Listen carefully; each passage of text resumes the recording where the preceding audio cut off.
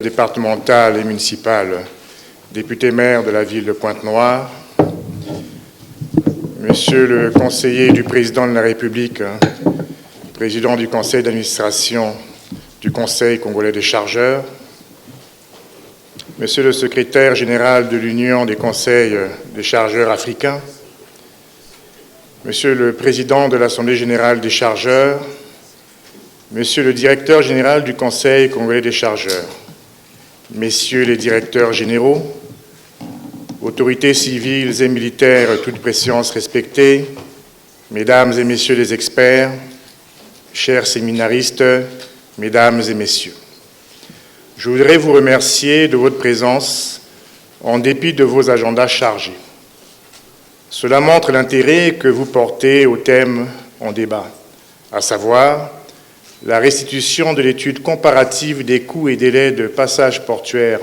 et corridors de transit et la vulgarisation des Incoterms 2020. Ces thèmes vont permettre, d'une part, de doter l'ensemble des acteurs de la chaîne de transport multimodal de données fiables pour la mise en œuvre d'une stratégie cohérente de fixation des coûts et réduction des délais de passage du fret,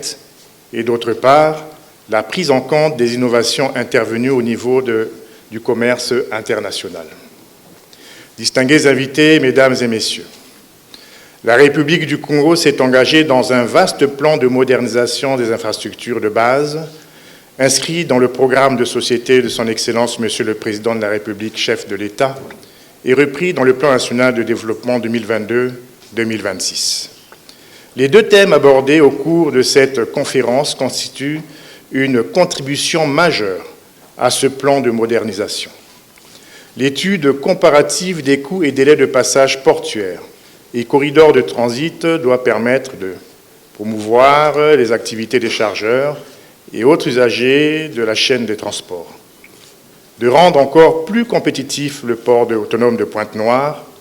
les ports fluviaux frontaliers et les corridors de transit,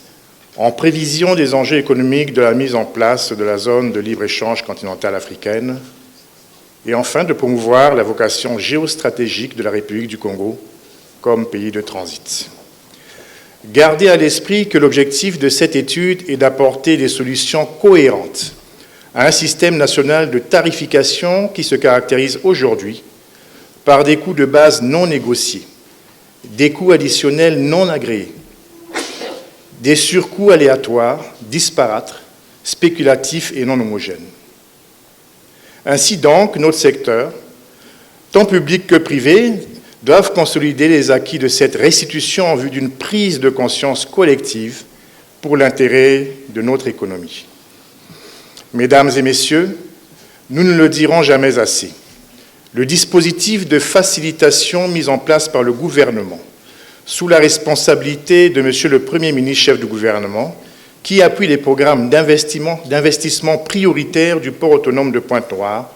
et du guichet unique des opérations transfrontalières, n'aura sa raison d'être que si la question des coûts et délais de passage portuaire et corridors de transit est totalement maîtrisée et mise en œuvre. Je vous exhorte donc à examiner avec minutie et en toute responsabilité toutes les recommandations issues de la présente étude. Monsieur le consultant, c'est ici l'occasion de vous remercier officiellement pour votre contribution au développement du secteur des transports multimodal congolais, matérialisé par cette étude. Mon souhait est de vous voir accompagner le Conseil congolais des chargeurs par vos conseils pour parvenir à la mise en œuvre effective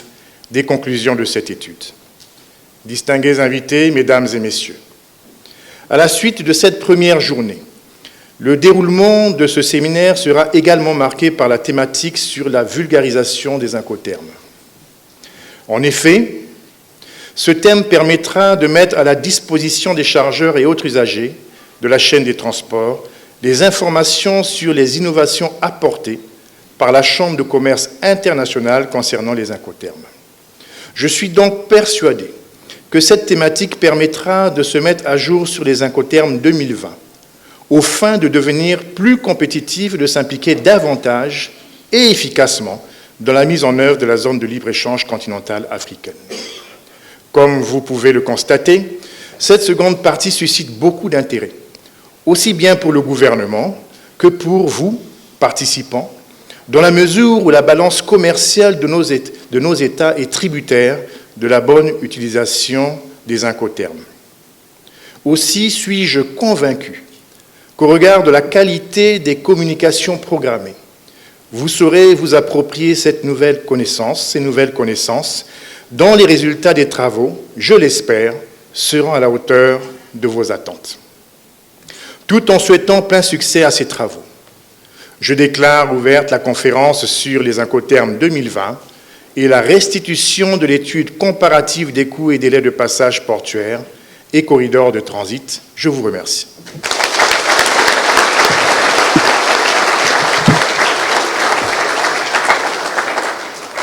Merci bien, Monsieur le Ministre. Mais avant de prendre congé des